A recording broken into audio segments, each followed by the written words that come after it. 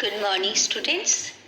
आज मैं आप लोगों को आपकी पाठ्य पुस्तक नवीन पल्लव के पाठ 7 स्नेह शपथ कविता पढ़ाने जा रही हूँ।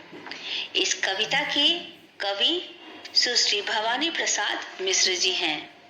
भवानी प्रसाद मिश्र का जन्म 29 मार्च सन 1913 ईस्वी को मध्य प्रदेश के होशंगाबाद जिले में हुआ था। बीए तक की शिक्षा पाने के बाद वह पहले कल्पना के संपादक बने। इसके बाद ऑल इंडिया रेडियो की नौकरी की। ये सहज संवेदना के कवि माने जाते हैं। इनकी प्रमुख रचनाएं हैं गीत फरोश, चकित है दुख, अंधेरी कविताएं, बुनी हुई रस्सी, सतपुड़ा के जंगल, सन्नाटा, अनाम, तुम आते हो इत्यादि। इनका निधन 20 फरवरी सन 1985 ईस्वी को हुआ था।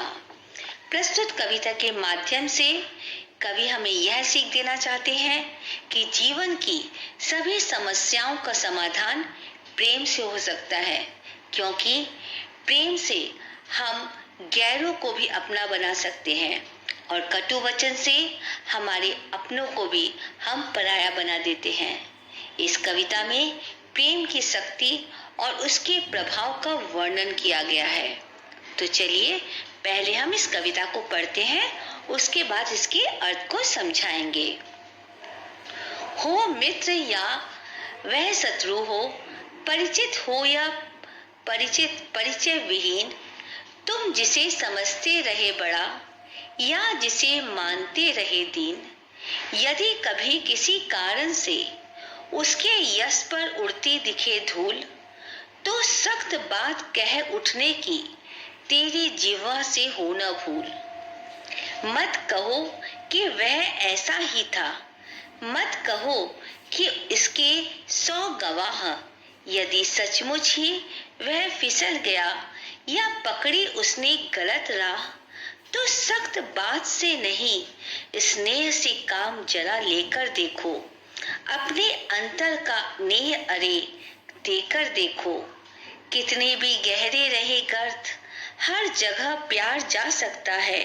कितना भी भ्रष्ट जमाना हो, हर समय प्यार पा सकता है। जो गिरे हुए को उठा सके, इससे प्यारा कुछ जतन नहीं। दे प्यार उठा पाए न जिसे, इतना गहरा कुछ पतन नहीं। देखे से प्यार भरी आंखें दुस्साहस पीले होते हैं। हर एक धृष्टता के कपोल आंसू से गीले होते हैं। जो सख्त बात से नहीं स्नेह से काम जरा लेकर देखो, अपने अंतर का नेह भला देकर उसको तो देखो। तुमको शब्दों से बड़ा प्यार, तुमको शब्दों की आदत है शपथ गलत, है शपथ कठिन, हर शपथ की लगभग आफत है। ली शपथ किसी ने और किसी के आफत पास सरक आई। तुमको शब्दों से प्यार मगर तुम पर सब थे छाई छाई, तो तुम पर शपथ चढ़ता है, तुम इसे उतारो स्नेह स्नेह। मैं तुम पर इसको मरता हूँ, तुम इसे बिखेरो गेह गेह। मैं शपथ तुम्हें करुणा कर की, है शपथ तुम्हें उस नंगे की, जो भीख स्नेह की मांग मांग मर गया कि उस भिखमंगे की। है सख्त बात से नहीं स्नेह से काम जरा लेकर देखो, अपने अंतर का नेह उसको तो देखकर तुम देखो। तो इस कविता के माध्यम से, जैसा कि मैंने कहा, कवि ने प्रेम की उस शक्ति को बताया है जिसके माध्यम से हम कितने भी विकट परिस्थितियां हो, कितने भी दुख कष्ट हो, हम उससे भी पार पा सकते हैं। हम परायों को भी अपना बना सकते हैं। हम मित्र को शत्रु बनाने से बचा सकते हैं, क्योंकि कटु वाक्य बोलने से क्या होगा, जो हमारा मित्र है वो भी हमारा शत्रु बन जाएगा। और अगर हम प्रेम से बात करें तो वही जो शत्रु है वो भी हमारा मित्र बन जाएगा। तो इस तरीके से हम चाहें तो अपने बोली के बल पे हम चाहे तो राजा बन सकते हैं और हम चाहे तो रंक बन सकते हैं। तो चलिए हम पैराग्राफ वाइज इसके अर्थ को समझाते हैं।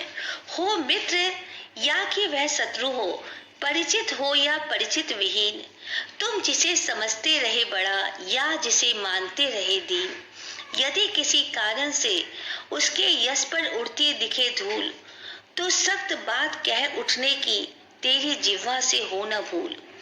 मतलब अगर वो तुम्हारा शत्रु हो या तुम्हारा मित्र हो, उससे कोई मतलब नहीं है, या तुम्हारे परिचित का हो या न हो, जिसे समझते रहे बड़ा या दीन, जिसको या तो वो उसकी निगाह, तुम्हारे आपकी निगाह में वो आदमी बहुत ही धनी हो या बहुत ही गरीब हो, लेकिन अगर किसी कारणवश उसकी यश में कोई धूल, कोई कमी आपको नजर आए, तो उसे सख्त बात कहो मत। ऐसा करके आप अपनी जीवा से इतनी बड़ी भूल मत करो।